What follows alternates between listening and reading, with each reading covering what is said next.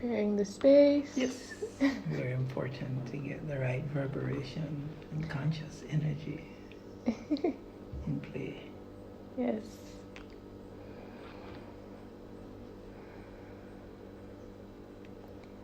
Let me take a few breaths.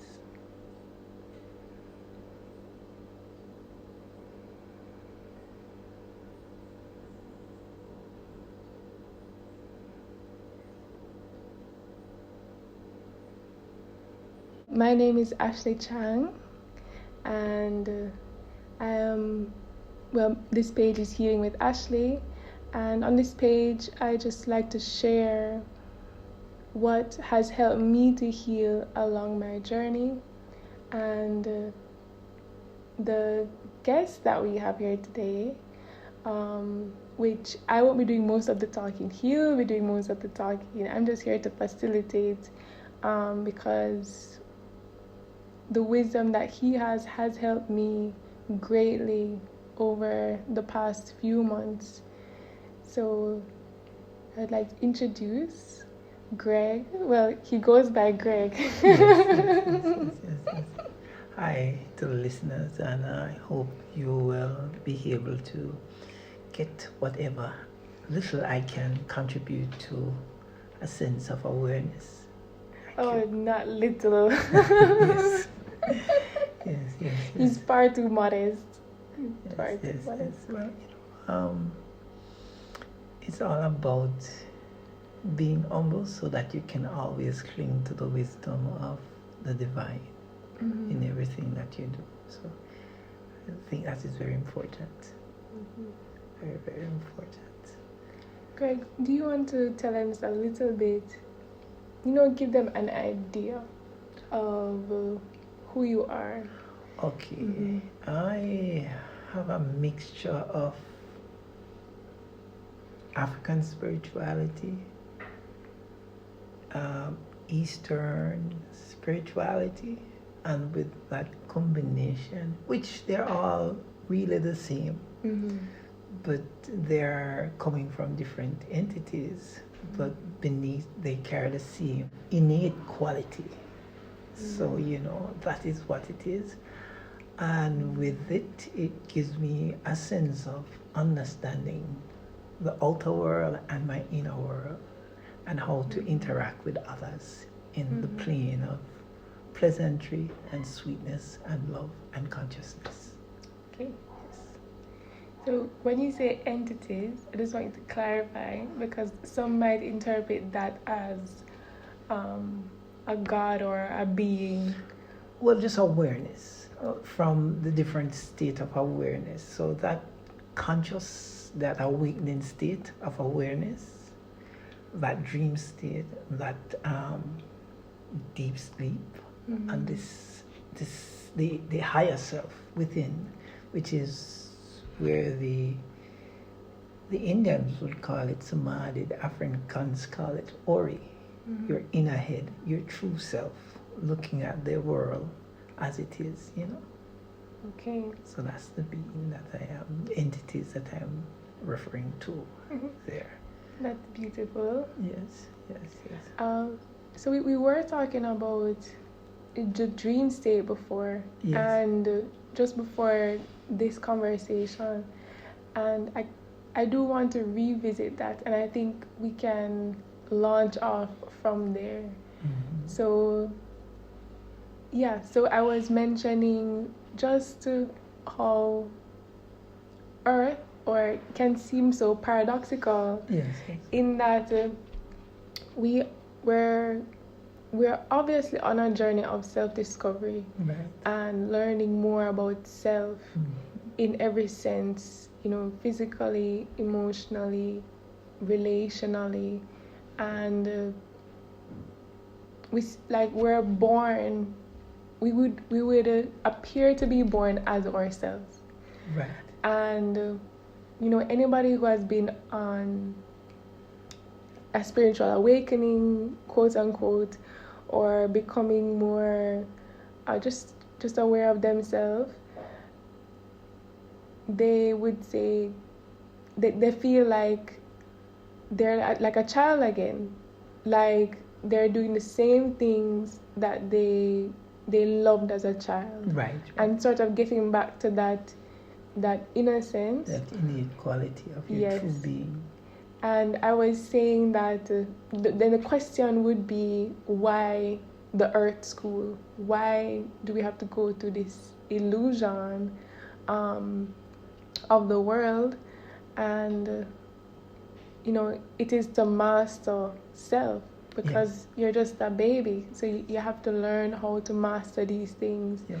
And become more adept in your being. Right. And you were mentioning about the dream state and Yes. the thoughts. So Thoughts. yes. Okay, before we go to the dream state, let's make mention that these states of consciousness that we have, it is to help us to be able to become conscious. The awakening state of consciousness is to help us to realize who we are when we are awakened, and to go beyond that illusion, that world that is only partial, and learn how to be with the partial and also with the absolute world. Now, one of the things to be with it is to see things as they are. But one may say, as they are, seem simple, but not as simple. First of all, you have to learn to control the senses that you use every day. That sense which equips the mind to get the data, but it doesn't equip the mind to regulate it, that it doesn't overload the conscious mind. So one has to learn how to become insensitive to the senses when it has done its job. And so it calls for discipline. So discipline on the physical level, on your action, speech, and thinking is very important. Also, our breathing. When to regulate the senses, when our breathing is in tandem, balance on the right and left nostril, it stabilizes our sense perception and calms our mind and bring true focus into hand. So breathing is very important to regulate the senses. Yes.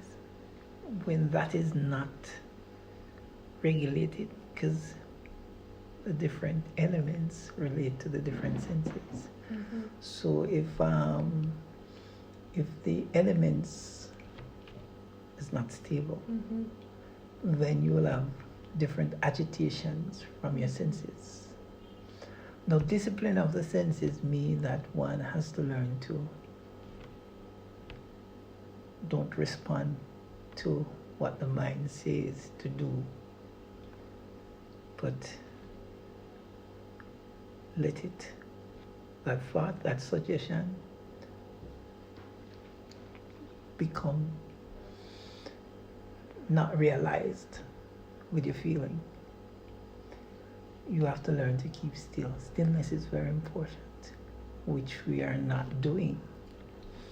So we're talking about breathing and stillness as solutions, as cultivations for learning how to master the senses, mastering the mind. Right. Can you give us a simple technique, for a person that is listening to this and just starting out and wants to learn how to use the breathing and the stillness? What would you suggest just to start? Right. So the first thing is you have to learn to control the physical being. So learn to keep still by sitting down. And you can put your cell phone beside, And if it rings, you learn not to answer it in that moment that you have allotted to be still. So you're learning how to have control, the mind have control over the senses, rather than the senses have control over the mind. So that's the first place of learning how to regulate mind and sense.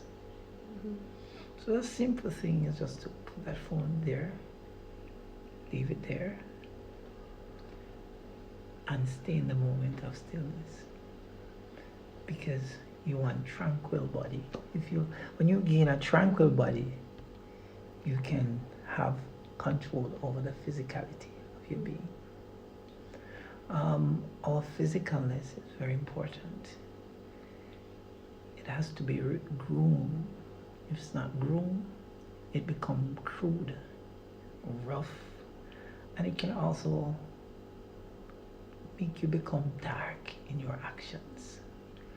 So even in our speaking, our thinking, even lifting something up, be gentle with it. It refines you, but it doesn't say that it weakens you. What it makes you become is highly intense, sharp, and sweet.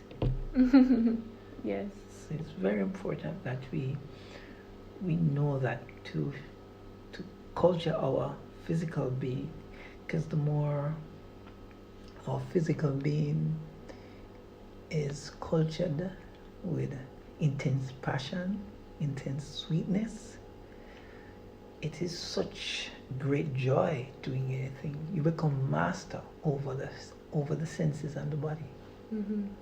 So that is one of the areas, keeping still, but also be gentle with your touch. Yeah.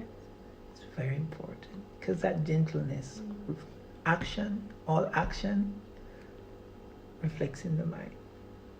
And so it starts to make the mind become gentle and sweet and intense and much more skilled in its doing. It's very, very important that we practice gentleness. I think you just answered a question that I was going to pose, that,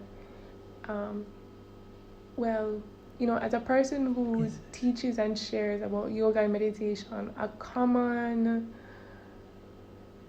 challenge that people would say to me, and that I also experience, is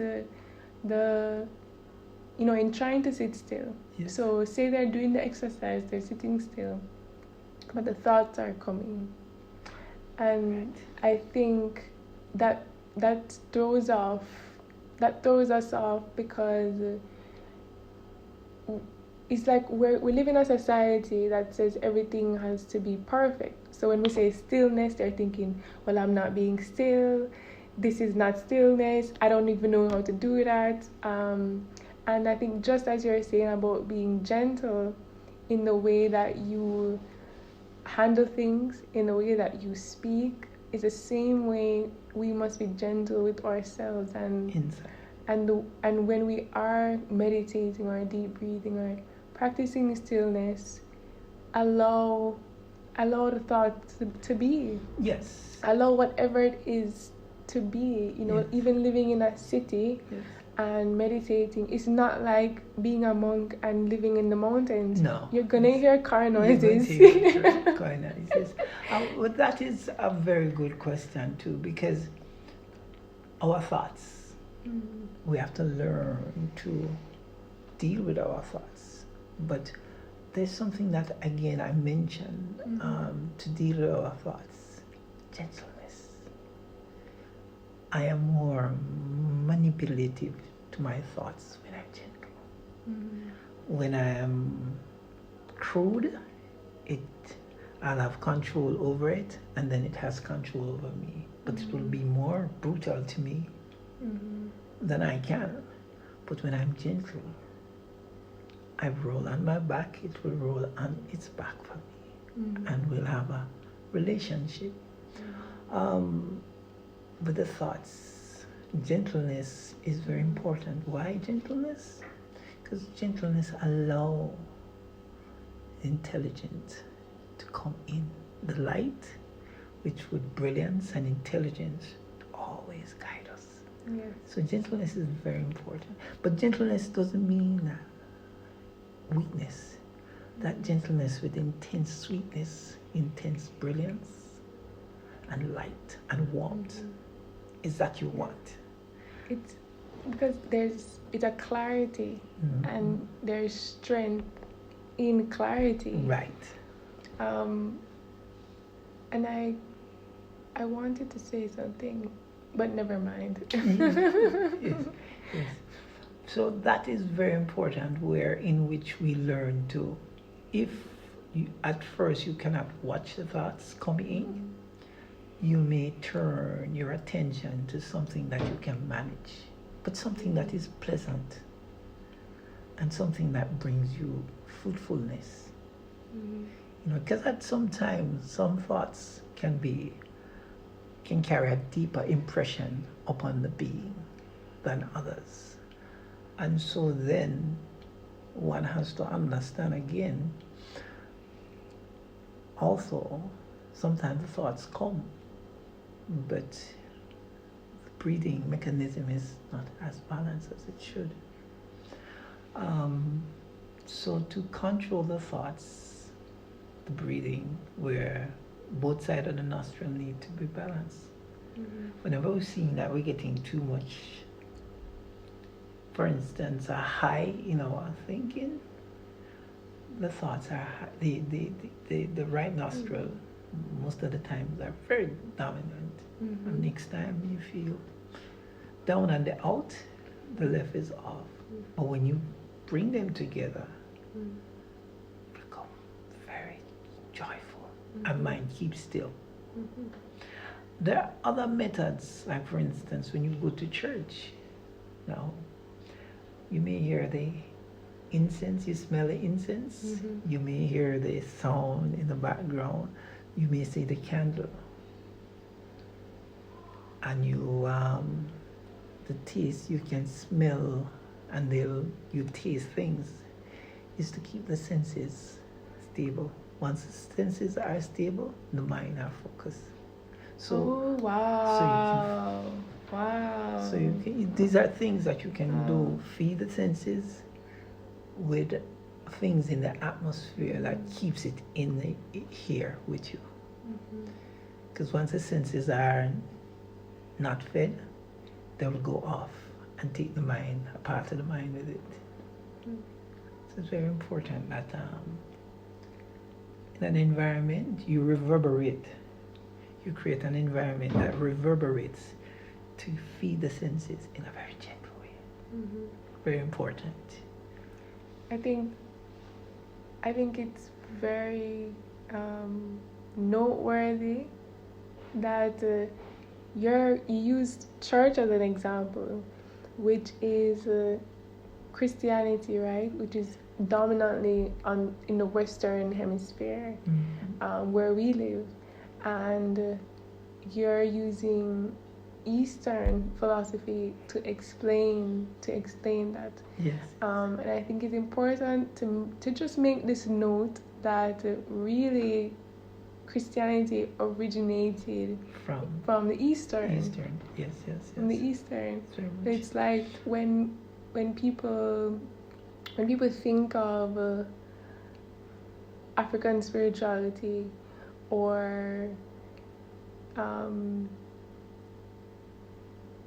I would say anything from the East. Yes. They associate it with something negative. Very much so. And it is not true. It's not true. Like for instance, as you mentioned that the clasping of the hands.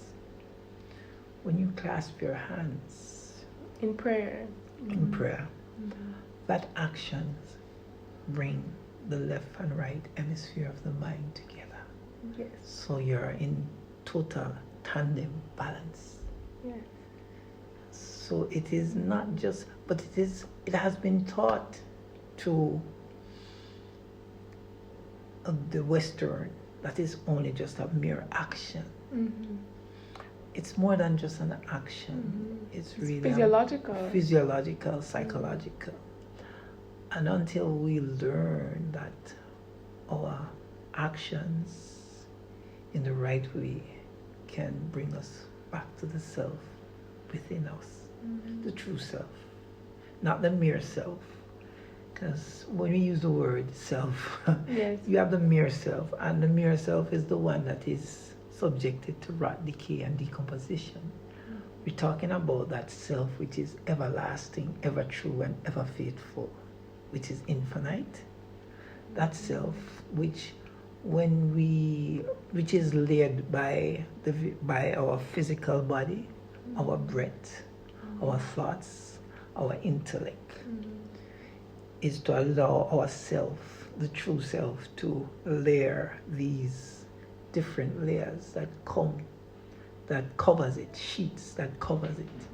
And one of the easiest way to do in our daily life is to be gentle. Gentle in our thoughts. And let's not forget the word gentle doesn't mean weak. It means that you're grooming intensity, but with such great subtlety. I was actually looking up the etymology, which is the study of words, for gentle, and it actually means noble. Yes. And if you trace that back as well, Yes. To be noble is to know. Right. Yes. So when I looked at the origin of gentleness, Yes. it really means to know. And I thought to myself, and let me explain that, because what happens is that gentleness, that subtleness, it's beyond logics, but it is that which gives logics its existence. All physical existence is that gentleness. The only way to get it over is to use all of the different sheets of consciousness gentle, and it comes true. It even when we are more oxygenated in our thinking, in our emotions, that gentleness comes. And that gentleness is not just gentleness, it's the presence of the higher being through those functions. Which is you.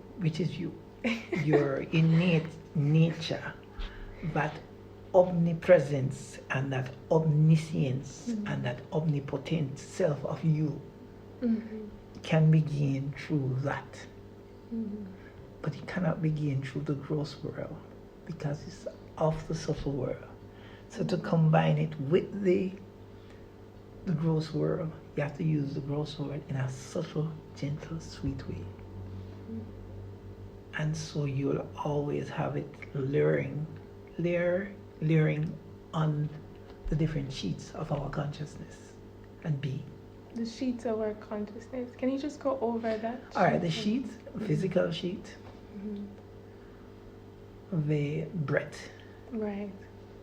The mental sheet, which is thoughts, the intellect. But you notice when you become very tense in your thought, wisdom becomes very little. Yes. And that has to do with gentleness brings light. Aggressiveness brings darkness. So you have to learn how to manipulate gentleness in action. I think the word gentleness is associated with being very soft, and so I think a question that persons would have is, when to be rough, or when to be firm. To be firm, yes. There are times and places for everything. So therefore, the rational mind will see when to do so, when to do, how to do, what to do, and where to do will come in. That's the faculty of the mind in which we have to develop. That faculty, that limb of the mind, it's a chief faculty that guides all the different limbs of the mind. Our thoughts, our individual, soul, our ego, self-preservation, and all of these faculties. That is the chief one that tells you when to do, how to do, what to do, and where to do. Which is what you were really saying, that gentleness will help to sharpen the mind, because right. And it makes so much sense, because if you are in a storm and you're panicking, right, and I'm using panicking as an analogy to you're just thinking and really going in circles in your mind about something, right. and becoming overly emotional, right, so very angry or very sorrowful, then you cannot actually see your way out of the storm. Right. But yes. If you are still in your being, in your inner being, yes. And you take a moment to observe, yes, then you can actually see more clearly, yes, as to what to do, yes, when to do, yes, how to do. Yes, yes. And yes. When we talk about inner being, we're talking about the self of all. So if you can always find the self of all, you'll have the self of all answer to all situations. And that is the key factor, is that this inner being, which is the true being that gives cause to all our action, our mental, our physical, our verbal. But there's a disconnection to use it to manage the external world. The internal world is very important, but a very important thing that to keep that sheet, to manage to maintain that inner sheet well within, is that the two breaths, the exhale and the inhale, is very important. Yes. It maintains that center so that the mind and body can be in good, healthy condition. So in our breathing, daily breathing, we should breathe not just for the state of not remembering to breathe, but we should breathe deeply. Because when we breathe on time, when we breathe properly, we're on time with time. It's very important. Our breath, time is in motion. The only way to be in motion with time, not meaning that you're trotting along with your destiny, fulfillment, and harmony, is to breathe on time. Sometimes when we have a very bad day, if we would just sit down and reverberate ourselves back with time, we'll be okay, because we'll be on time. Yes. And I think all of what we have been saying speaks to a major topic as well as challenge for our generation, or this new generation, as it relates to anxiety and depression. Okay, mention. That's great. So can you just expound on breathwork and anxiety and depression? Anxiety. Okay, let me start to speak about the physicality in this. The physicality. Whenever we allow our action to be very tense, we also close out the light of consciousness within us. And let me put that in a more modern way of saying it. When we become physically tense, our body does not use the energy that it forms to use, is an energy which creates fermentation and acidity. And acidity breaks down the cell function. And acidity also prevents the flow of proper oxygen to maintain life in its true quality. So the first thing that we have to learn to do is to keep the muscle relaxed. There's a balance between, when we're balanced between action and inaction, we generate strength. But when we're either too much on acid, we become, if we're too active, too alkaline. We're too alkaline, too acidic. And when we're too relaxed, we become alkaline. We need to come together between, and when you come centered between that action, where hyperaction and inaction is in the center, you're in the center of those. Then you generate energy that you can always generate constantly. So when you take on anything, our action, we must take on it with this, first of all, with contentment. Delight, contentment is very important, because you're learning to have no desire. Because when we have desire, it creates a cumbersome action for us.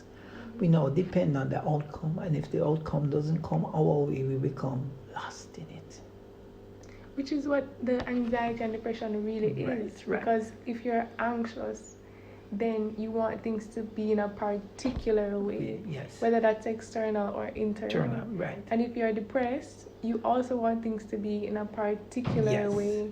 And they are not. But when... Or seemingly so. And you're never in the eternal moment. Now, we saw one of the main things about being present is that's the only moment that is omnipresent, omniscient, and omnipotent. You can do many things in that moment. But most people are generally in the past and over into the future. Not realizing that moment. Which is also anxiety and depression. Being in the future would be anxiety. And being in the past would be depression.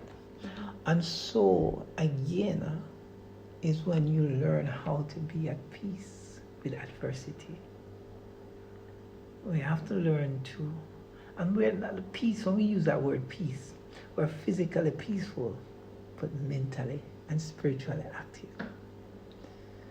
And that spiritual activeness is bringing in the light of brilliance and intelligence. So you can have clarity for your future. And you can have contentment with your past. And so it's very important that we practice these things. But practice comes with training. You will stumble, but learn to get up and practice again. Until you become a master of your feeling and your thinking. This, as just mentioned, thinking and feeling, is purification. To master these different states of our being, we have to learn to purify ourselves. So purification comes when the body, you learn how to keep the body still, the breath serene, and the mind calm. Then you can start to look into your thoughts. We tend to culture ourselves nowadays when the state of mind is in a state of not in a state of equilibrium, mental equilibrium. That's the only time you should try and culture yourself. Because you're culturing yourself from your true self, not from your mirror self. So mental equilibrium is very important. So when you say culture, what do you mean? Culture, meaning you learn to understand things from experiential knowledge of yourself. Because that's the only knowledge that is true when your true essential nature has understand it. Not your mere self. That mere self which is always changing based on condition, time, and space, and causation. No, it must be guided by your true self. And the true self is when you have calmness. So instead of trying to figure out the problem when you're in imbalance, then bring yourself back into balance using the breath. Right. And then you culture yourself. Yes. Then you try to learn and understand, and you can see clearly. And a very most important thing, remember, the experience of this world, nothing that we have here is ours. So give it all to God. We tend to forget God's divine entity, which is in the subtle world. Be at peace in adversity. It's really God you're calling upon. Your divine self. Because your true self is really God within. You know, that self which knows everything without knowing, but knows. Yes. Because we're all one with everything. There's really no separation. There's no separation. But it's the mire of the illusion of the conscious state. It's only illusion. Yes. And when we clear that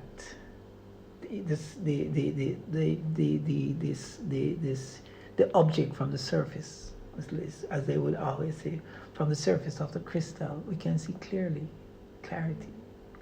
And how to get that clarity in from the crystal is that when we're calm, nothing can affect our indwelling intelligence. When we're not calm, or when we pay attention to the forms, shapes, and objects and imagination, which are subjected to rot, decomposition, and death. And when the conscious goes along with it, it is subjected to all of those conditions. So, to not go with it is to be in the now, and to be in the now is to always be relaxed. That state of relaxation. So, the calmness in the body is very. So, it's physical tranquility is very important.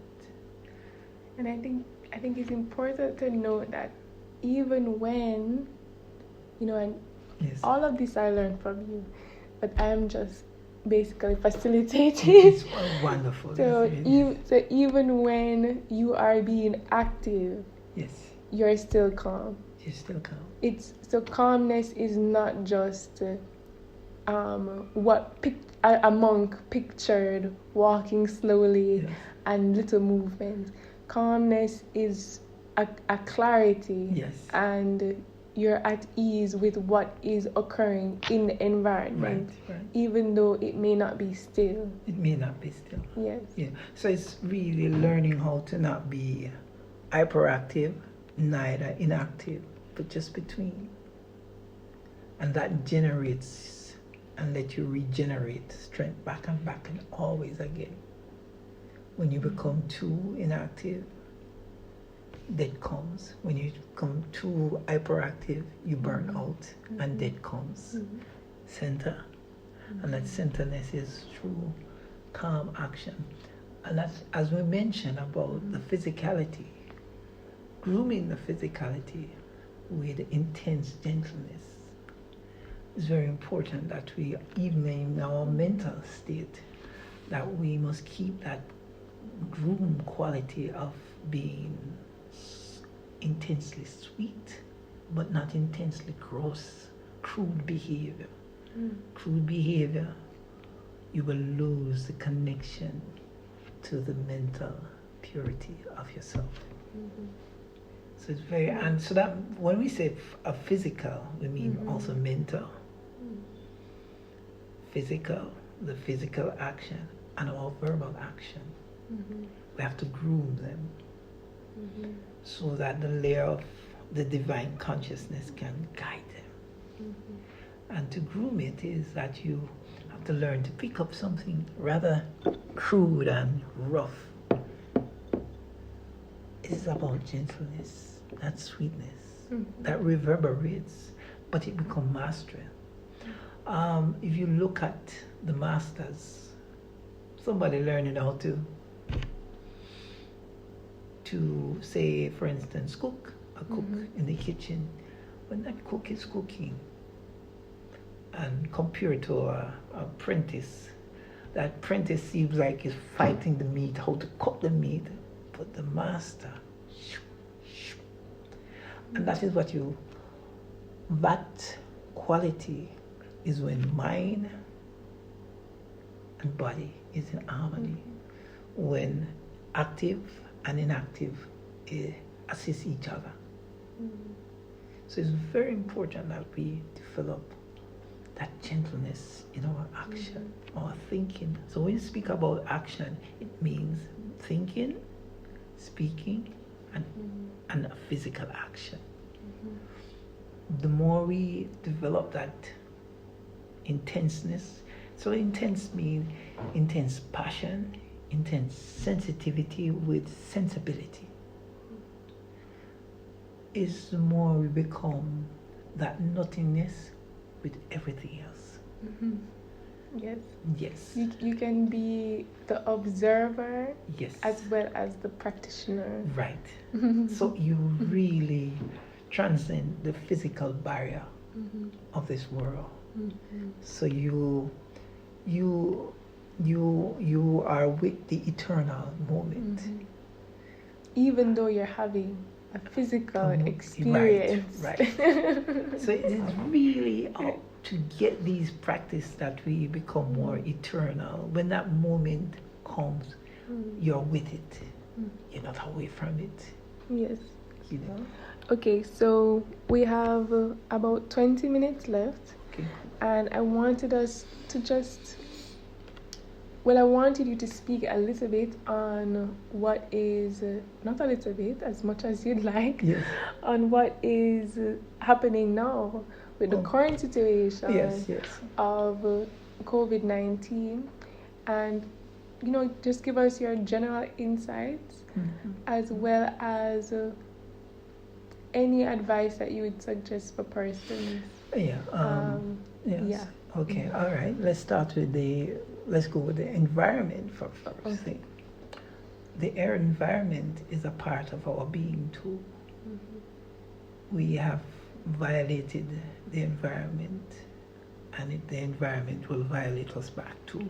That is one. We have forgotten certain culture. In the Eastern culture, all these Eastern culture, we would have what we call taboos, our do's and don'ts, meaning how we must interact with plant, place, people, and things. We barely even know how to interact with each other. Yes. And that has brought about major errors in our living with the environment, which charges our being into being.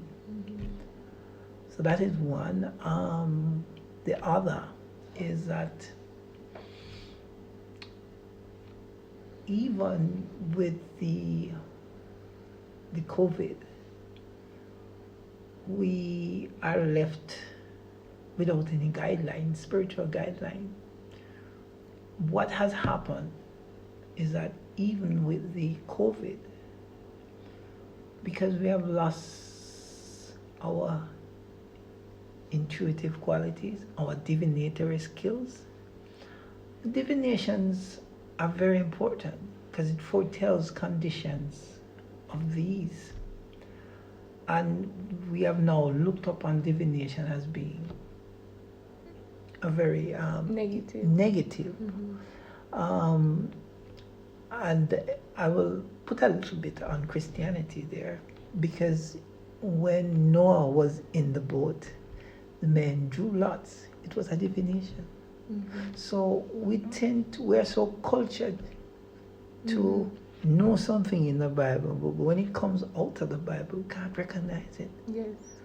So we've become blindsided to common sense, which is a big thing that is happening. So when I mentioned the divination, generally in the Chinese, the Indians, the Africans, all of these culture, it would be predated when the COVID would be active. Mm-hmm. We have lost all of those wisdom, and we need to get back to it, because one of the things, we need our roadmap to live in this world. That roadmap gives us the right direction to find ourselves. And these taboos will tell you what not to eat, what you should do, what color you should wear. Mm-hmm. I've lost all of that. Now we're living in mere chaos. Mm-hmm. It could be a very good tool for us. Because there's order in nature. Right. Even though nature seems so beautifully chaotic, like it's just growing, like the forest is just growing, but there's order in the forest. Every mushroom, every microorganism, every plant, every tree, everything. There are actually persons who create food forests. Yes. And they must balance everything in order to get the right. Right result, the right fortitude in the well-being. Mm-hmm.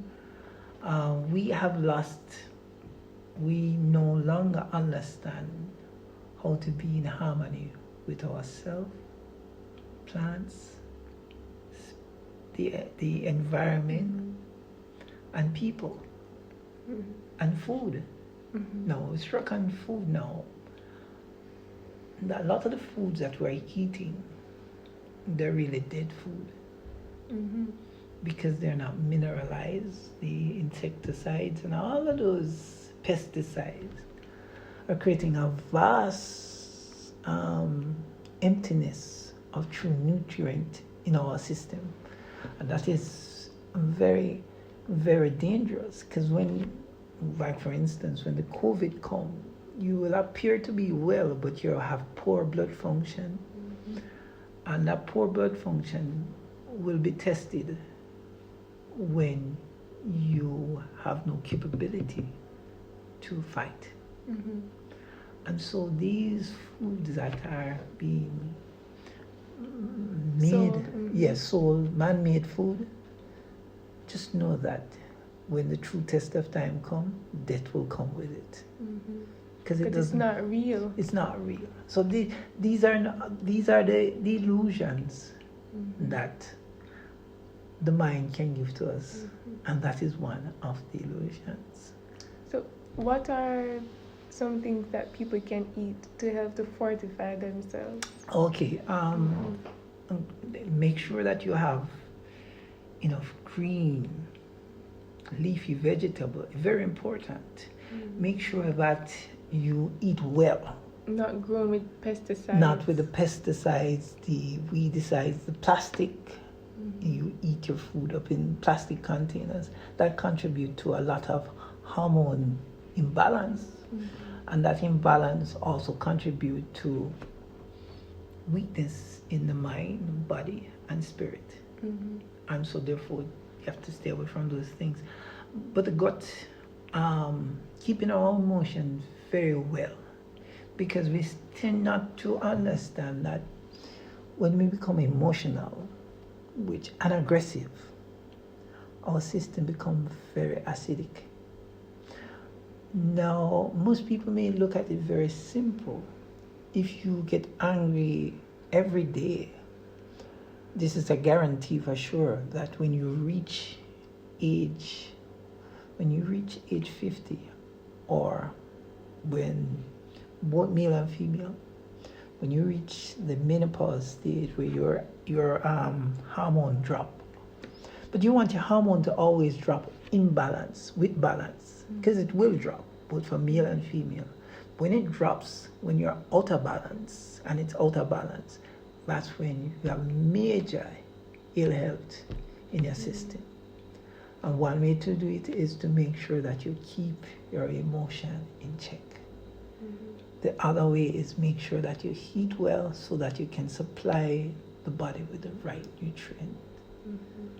Acidity seems like a very simple thing, but acidity contributes to the nerve dysfunction. It contributes to bone dysfunction and in your digestive system, everything. And it also rottens the bone when you get older. It also prepares you to predestiny. It doesn't prepare you to fulfill your destiny. So anger is something that aggression. That aggression poisons the cell. Because when we're aggressive, we produce a lot of acidity and we produce a lot of bacteria. And we also increase the capability of getting cancer. So happiness and gentleness is something that we must always hold on to. Intensity with happiness is just as strong as aggression, and more stronger than aggression. Yes.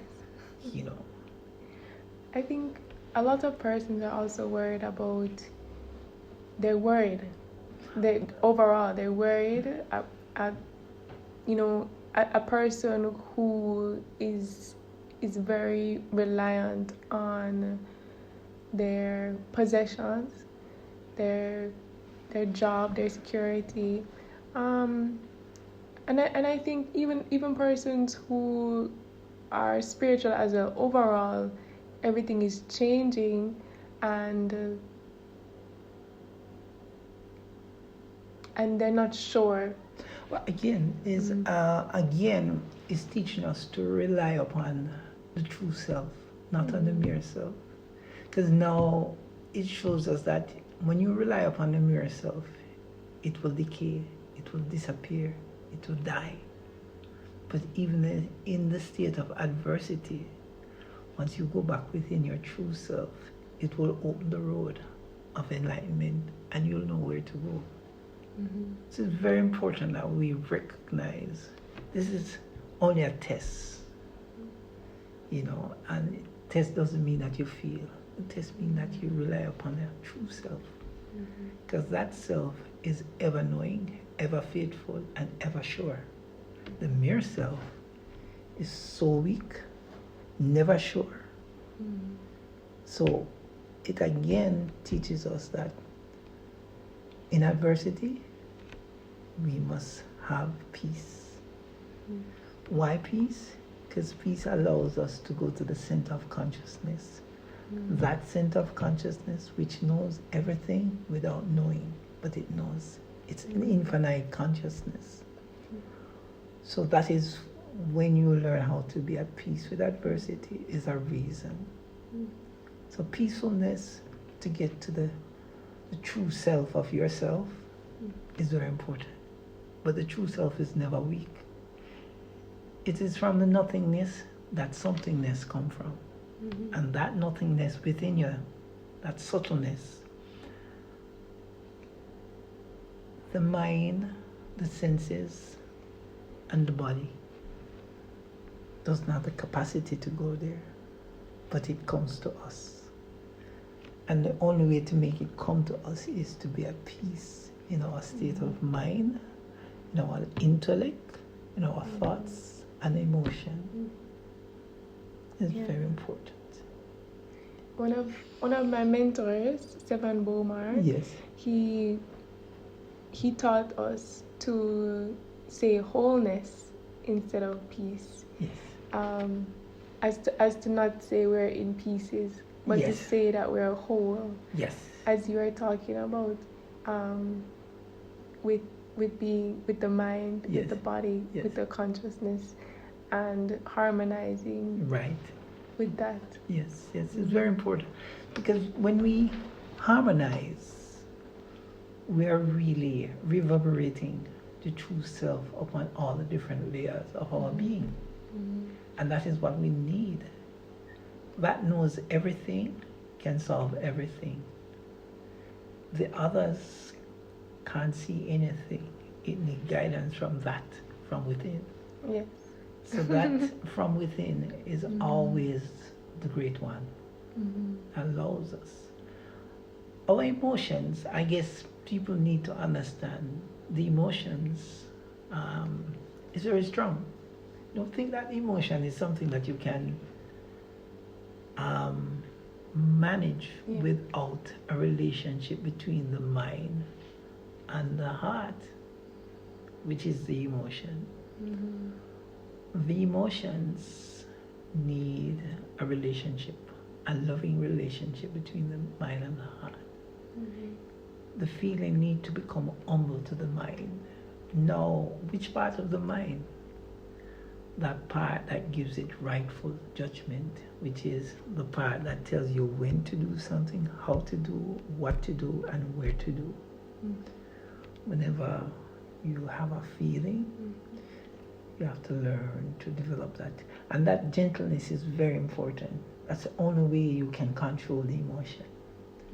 Because the emotion has the ability to override the thinking mind and the thoughts and feeling. To override our thoughts and our thought process. So when you develop that gentleness, that sweetness between the emotion and the mind, and sharpen that faculty that tells you when to do something, how to do it, where to do, and what to do, you are going to be precise in your judgment and accurate. So it's very, but how to get it is to always become composed. Now, even though some people may have very aggressive nature, you're learning, we have come on earth to learn how to manage that nature. If you have a subdued sort of nature, you have come to earth to manage it.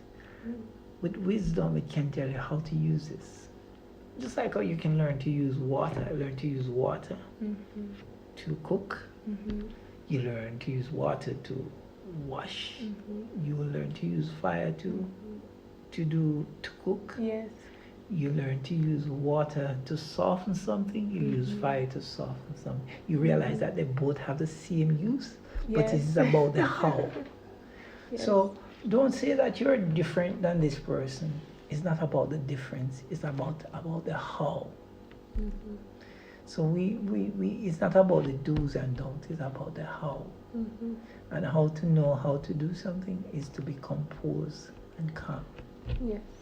Mental clarity comes through calmness. Not to say that we must not enjoy life. We must enjoy our physicality, but with that intense sweetness, subtleness. Intense subtleness is much more sweeter than that physical, gross, strong action. It's much more stronger and it's much more everlasting. It has a residual effect from now until here, and it doesn't deteriorate, it only increases in its quality. The gross world deteriorates in its quality. So it doesn't give you, the gross world doesn't give you perfect sweetness, it gives you temporary sweetness. And after that temporary sweetness, there comes change, decay, rotten, and decomposition, and death. The moment change. So don't be attached to that. Which is not a bad thing. It's not a bad thing. It's just a part of life. It's a part of life. Of the physical life. But when we are attached, when I use the word attachment, it means you attach your true essential nature to it. And it becomes it. It influences it. So you lose the perception of the now. Because that is going in, that is always changing. That moment is always changing. And you have caught onto that moment, which is subjected to change, rot, and decomposition. Stay into that moment, which is ever eternal, ever regenerating life.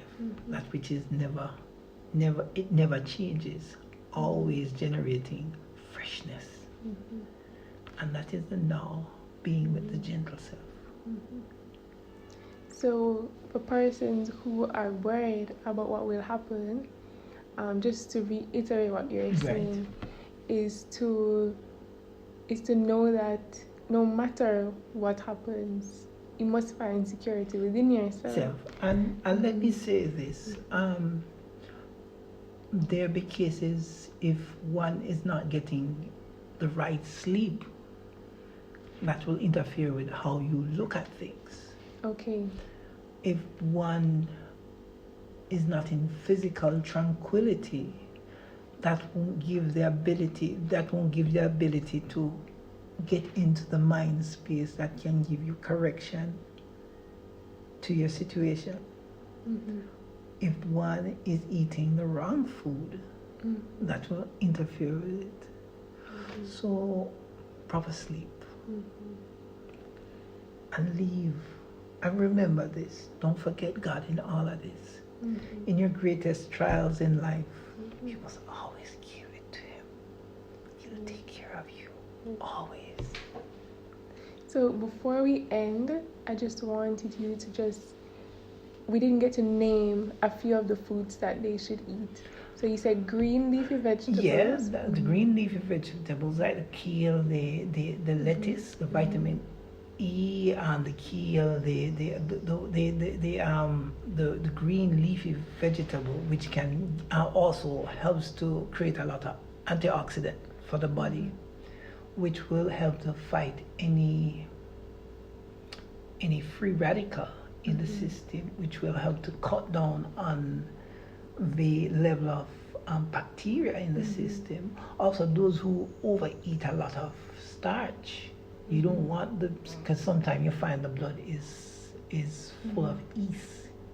Okay. And that yeasty bacteria doesn't give full charge to oxygen to replenish the cells properly.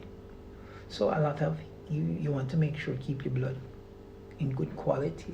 Because when we talk about blood quality, as you just mentioned about fearful thinking, if the blood is weak, you cannot have mental fortitude.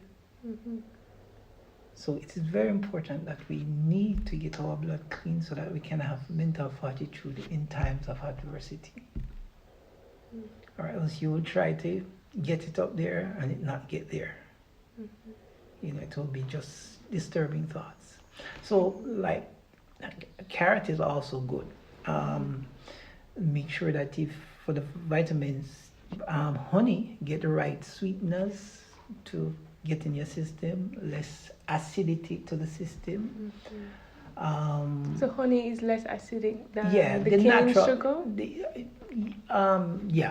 You'll get the honey, like the cane sugar is okay, but any excess is also out of balance. Right, because any sweeteners are on that more acidic side. Yes, because even if you have a lot of fruit, it can make the blood become yeast-like, because it will feed the yeast in the body, and yeast give problem to the blood system, blood function. So very important. The carrot is very important to have because the carotenoid, which is a form of antioxidant that which helps to fight the free radical in the system. Make sure that your nuts, which gives you omega-3, it is very good for you to keep the cells energized and active.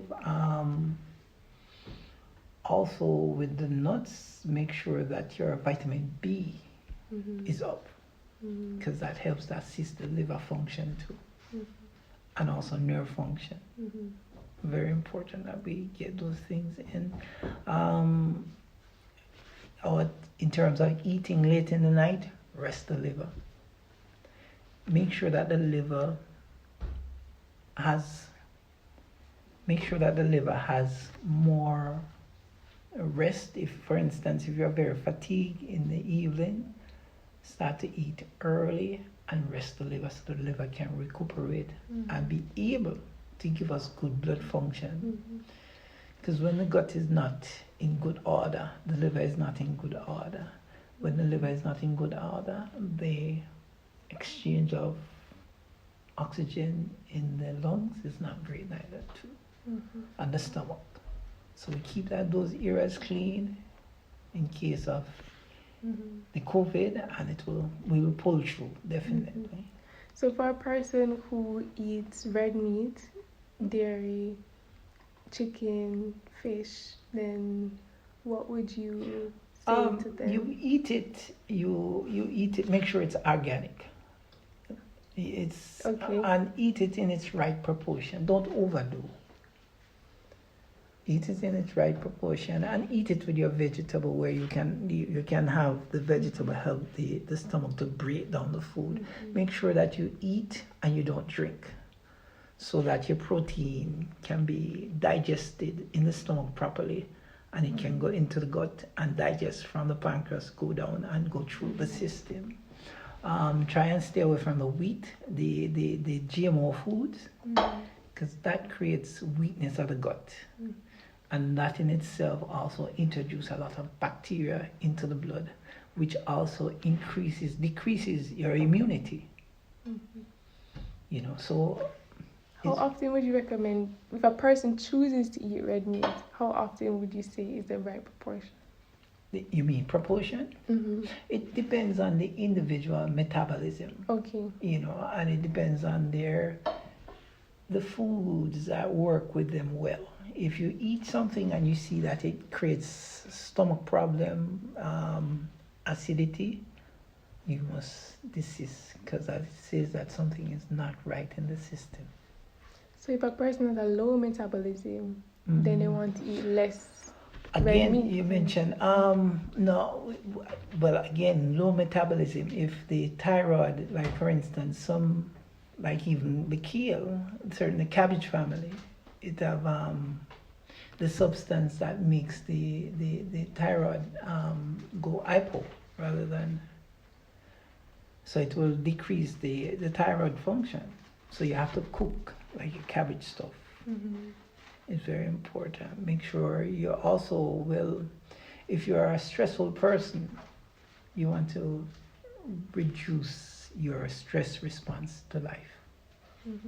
So you want to be gentle, so that your liver doesn't have to produce any excess output because of stress.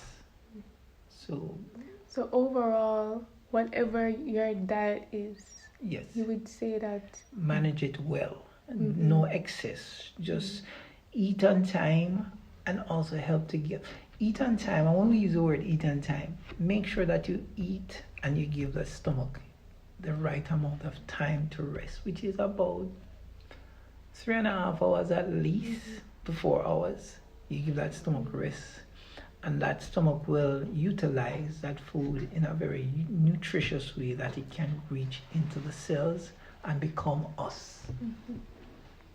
So you wouldn't recommend any crazy herb or specific herb or tonic, or where you see all of these persons looking for vaccines and solutions? Well, the best vaccine that we can have is to keep our immunity up, because like even within the States, those who are most victimized of this condition is those who have the worst nutritional background, which is the African American and the Latino.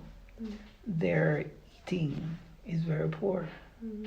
So the best thing one can have is proper eating and proper thinking. I saw a woman, she's been in the media a lot talking about vitamin D. Vitamin D is very important. Vitamin D is very important because vitamin D pulls in, with calcium, pulls in all the other mineral that gives the cell structural potency to take on a situation of COVID. So vitamin D is very important, because without that vitamin D, we can't get to pull in that necessary mineral, and it's minerals that join the cells together. Yes. And so if you can't, if you want to fight somebody, you can't go outside there with your foot upstairs and your head outside there, So minerals are very important. When the minerals are in the cell function optimally, and it gives the cells proper energy to resolve any illnesses. So it is very important. And a good way to mineralize the body that you taught me was to put the sea salt in your water. Yeah, man, very important. Because and put it underneath the tongue. So that, because sometimes it's not going, when it goes down into the digestive system, it goes straight to the kidney and the bladder out. But if you put it underneath the tongue, these sublingual glands will send it through the body and it will circulate. Just like how sometimes you go to the doctor and they'll give you a little tablet to put underneath your tongue and it goes through from there because the capillaries are there to send it through. So those are some of the ways to mineralize ourselves. Very important in these times, so that you know that your cells have structural integrity, and so that the cell can enhance more oxygen capacity. Wherever oxygen is, no bacteria, no virus can take set in. So awesome. Yes. And I would close by just reaffirming that no matter what your diet is, the most important thing, which is what I think this entire conversation has been about, is, as you're saying, to remain gentle, to remain calm. And I even saw there are many research studies that have been done on longevity and breathing, and have found that persons who live longer, who are centurions, the diet was not a commonality. The commonality was that they were very relaxed about life. Yes. And it's very, as you mentioned, that as we go off, a lot of people, because of how we are reacting, our adrenal stress response to life, a lot of people now, a lot of the younger people will have Parkinson's or Alzheimer because of what happened. We are learning to use our cells with in a very deoxygenated way. We need to learn to use our cell oxygenated, and that only way to that is to when we have that balance tension within ourselves. So that calmness but focus is very important, because it preserves our life and create and regenerate energy for going on. Beautiful. So it's very important. Yes. Thank you for being with us, Greg. Thank you for sharing your wisdom, and I'm sure it will be of great use to many persons. Yes. Let me say one thing. It's not my saying. It's just I'm only a vessel to express this. Yes. It's not my knowledge, it's really God's knowledge, and I give thanks for you, and I give thanks to the Almighty to be able to be a tool to express it. So thanks. Give thanks. Yes. Give thanks. And we give thanks for all the persons who would listen to this podcast. Yes. And for all the positive reverberation that will come from this joining. Yes. And just want to say wholeness and balanced vibrations. Yes. And don't forget, sweetness of heart and calmness of mind is very important.